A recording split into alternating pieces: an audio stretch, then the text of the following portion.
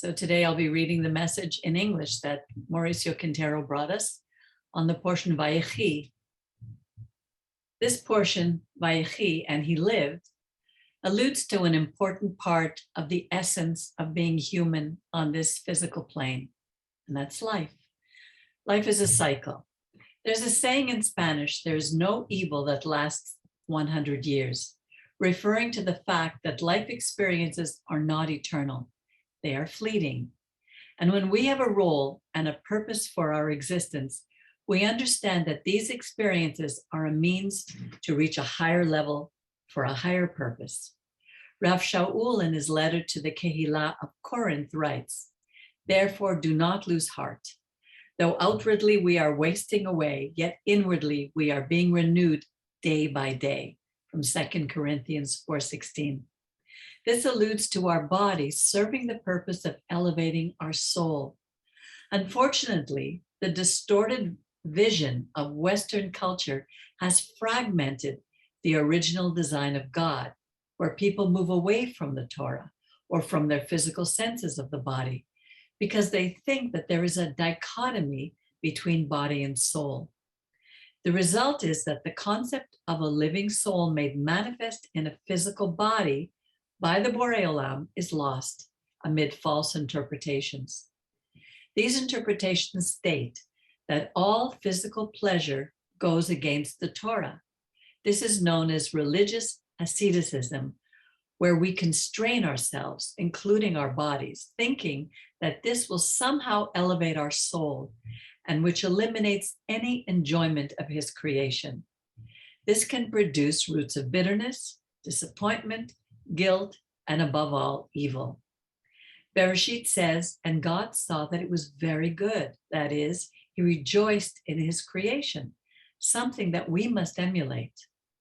An opposite view held by many is that by approaching the divine with his instructions for life found in the Torah, this is synonymous with behaving like an ostrich, or the ostrich which deceives itself by thinking that by putting his head, which is a mental illusion, I would say, in a dark hole, this will magically cause the dangers, fears, or things that he does not want to face to disappear from his reality.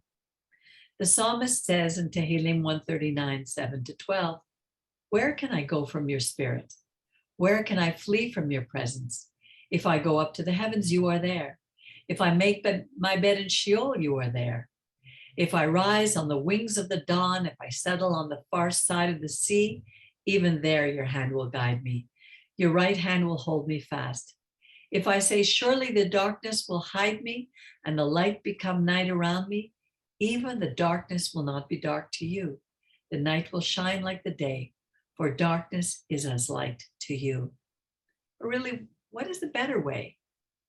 It is the unity between soul and body, the unity of our being with the Creator, which brings balance to our lives. We see in this parasha that Yaakov lived his life. I asked myself, do I live or do I sleep? When it mentions, and Yaakov lived, the Torah is affirming something that Yaakov lived. He did not die. What does that mean? It indicates that Yaakov is still living with us today. That is, he has transcended physical death, that his soul rose, and that his spark remains alive among us even now. I was very impressed by verse 28 of chapter 47. "And Jacob lived in Egypt 17 years, and the years of his life were 147. Yaakov achieved his transcendence while living in a most idolatrous place.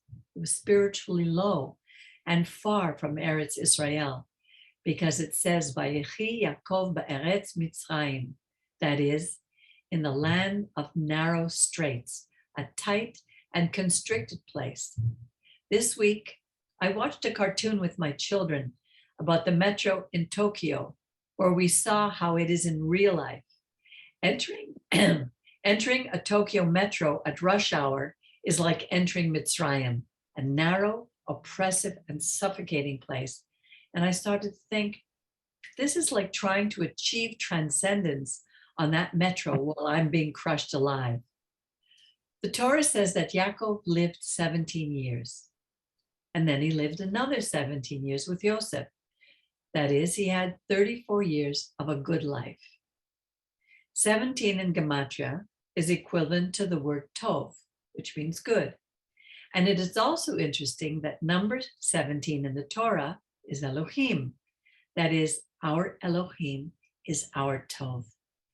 David said in Tehillim 16:2, I say to the Lord, you are my Lord. Apart from you, I have no good thing. And the years of his life were 147 years.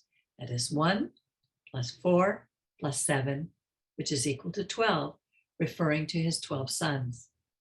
This tov, or good for Yaakov, produced immense joy. It didn't matter that the physical place, that is Egypt, and the socioeconomic conditions were far from the best, having arrived in Egypt at a time of great famine and coming to a people who had to sell themselves to their king to pay for their food. From this, we learn that no life experiences, conditions, or external factors should determine whether we have joy or happiness. In fact, we will see later that the divine presence was made manifest in Yaakov, so that he was able to visualize the end of days in chapter 49, and to reach a level of nuvuah, prophecy, so that he could declare the blessings to his children. Yaakov suffered from disease, chapter 48, verse 1. He was almost blind, chapter 48, verse 10. And he had physical limitations where it was even an effort to sit down, in verse 2. And he experienced something that often happens to the elderly when their children correct them, thinking that their parents might be limited by their age, verses 17 to 18. However, these did not prevent him from having joy in any situation that went contrary to his spiritual nature. Although Yaakov experienced the wear and tear of his body, his soul was continually being renewed. He realized that there is something beyond this short-term existence. 120 years compared to eternity is short-term. He realized that there is something beyond his daily reality.